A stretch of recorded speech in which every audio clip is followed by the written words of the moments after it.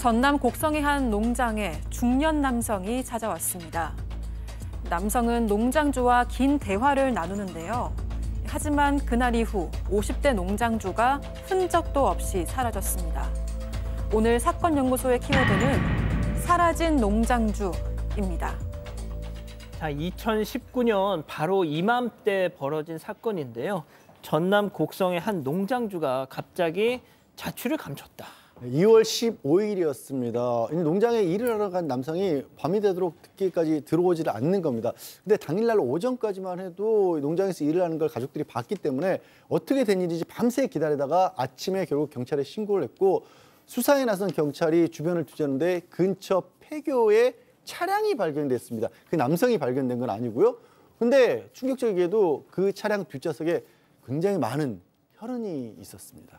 혈흔이라면 범죄 가능성이 커진 건데, 자, 그때 경찰이 수상한 남성을 포착합니다. 네, 맞습니다. 경찰이 통화 내역과 CCTV를 분석하던 중에요. 마지막까지 함께 있었던 한 남성을 찾아냈습니다. 바로 같은 곡성 지역에서 고물상을 운영하던 40대 남성 김 씨였는데 수상한 행적들이 드러나기 시작을 했습니다. 농장주가 실종된 2월 15일 저녁에 김 씨가 현금 인출기에서 농장주의 통장에서 돈을 인출한 사실이 밝혀졌습니다. 600만 원씩 두 차례에 걸쳐서 모두 1,200만 원을 인출을 했는데요. 또 다른 인출기에서도 돈을 빼내려고 했지만 지급 정지 조치로 실패를 했습니다. 경찰은 김 씨 행방을 추적한 끝에 2월 18일 광주의 한 지인 집에 숨어 있었던 김 씨를 긴급 체포했습니다. 자, 신병 확보는 됐는데 가장 중요한 거 이 농장주의 생사 확인 아니겠습니까?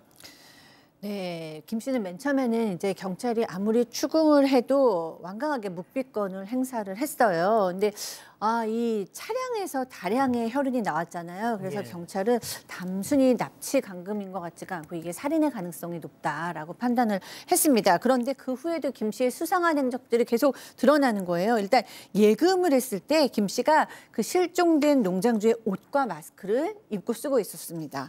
그다음에 두 번째는 자신의 차량과 농장주의 차량을 번갈아 가면서 운행을 했습니다. 그리고 마지막으로는 타인의 번호판을 훔쳐서 그 차량에 부착했습니다. 이런 걸 보고 계속해서 이제 추궁을 하니까 결국에는 이 김 씨 내가 살해를 한 것이 맞다라고 인정했습니다. 결국 살인 사건이었습니다. 50대 농장주를 살해하고 끝까지 입을 열지 않았던 이 김 씨. 당시 김 씨의 이 영장 실질 심사 때 모습 잠깐 보고 오시죠. 왜 죽였습니까? 범행은 사전에 계획한 건가요? 돈을 왜 뽑으셨나요? 피해자 가족에게 한마디 해주세요.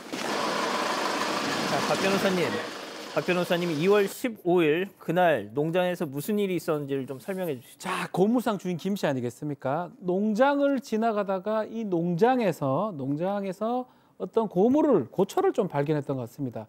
고철 관련해서 이 농장주하고 얘기를 좀 했던 것 같아요. 얘기하는 과정에서 금액이 좀 많았다는 거 생각이 들고 그 과정에서 농장주가 이 김 씨를 무시했다라고 주장을 하고 있습니다. 무시해서 상당히 화가 나서 일단은 주먹으로 농장주를 폭행을 했고 농장주가 넘어진 상태에서 선반에 있는 흉기로 농장주의 다리나 팔을 수차례 찔렀다고 합니다. 자, 여기서부터 더 충격적입니다. 아직 그때까지만 해도 이 농장주는 살아 있었다면서요. 네, 맞습니다. 김 씨가 흉기를 휘둘렀을 때 농장 주인은 아직 살아 있었던 상태였습니다. 하지만 김 씨는 이 피를 흘리는 피해자를 끌고 나와서요. 피해자 소유의 차량 뒷좌석에 강제로 태웠습니다. 이후 창고에 있던 끈을 이용해서 피해자의 손과 발을 묶어서 결박을 했는데요. 그뿐만이 아니라 피해자의 주거지까지 들어가서 피해자의 옷과 신발 등을 챙겨서 나왔습니다. 이후 김 씨는 피해자의 차량 보조석 물건함에서요. 피해자 명의 통장을 발견했고 돈을 인출하고 피해자를 살해하기로 결심을 한 겁니다. 피해자를 협박해서 통장 비밀번호를 알아냈고요. 목을 졸라서 살해했고 시신을 드럼통에 담아서 인근 저수지에 유기했다고 합니다. 비밀번호를 알아낸 직후에 목을 졸라서 살해했습니다. 본인은 또 우발적 범행이라고 주장을 했었다면서요. 네, 그렇습니다. 그런데 뭔가 석연치 않은 부분이 있었습니다. 왜냐하면 일단 이 김 씨가 사건 발생 한 달 정도 전에 이미 고철을 사러 그 농장에 들렀던 사실이 드러난 거예요. 물론 그렇다고 해서 지금 피해자하고 김 씨가 아는 사이였던 건 아닙니다. 다만 그때 혹시 보고 그 뒤로 계획 범행을 했던 게 아닌가라는 의문을 제기하는 건데 그럴 만한 이유가 있습니다. 이 김 씨라는 자가 강도 증거가 굉장히 많았어요. 1988년에 이미 이 강도 상해로 처벌을 받았고 1995년에는 이 공기총을 가지고 은행 강도를 3차례나 저질러서 징역 12년을 살았던 공기총이요? 예, 그런 전력이 있는 인물인데다가 타고 다니던 차 자체도 나중에 보니까 자기 차가 아니었던 겁니다. 공기총을 이용해서 은행 강도를 3차례 저질러서 징역 12년을 선고받았던 고물상이 결국 저렇게 농장주를 살해했습니다. 자, 한마디로 뭐 과거부터 강력 범죄를 반복해 왔던 상습 강도범이었는데 이제는 그럼 어떻게 됐습니까? 자, 상습 강도, 협박, 폭행을 행사해서 돈을 강취하는 범죄를 이제 강도라고 하는데 계속 얘기를 했지만 계획성을 인정을 못했던 것 같아요. 아마 혼차밖에 없고 사망했기 때문에 농장주는 우발적 범죄라고 1심에서 그렇게 봐서 아니 근데 앞서 네.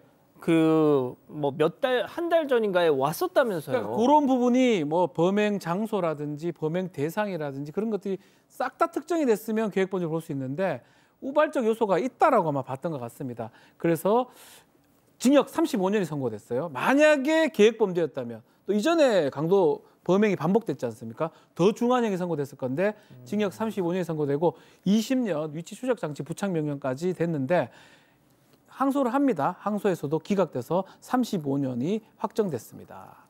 그렇군요.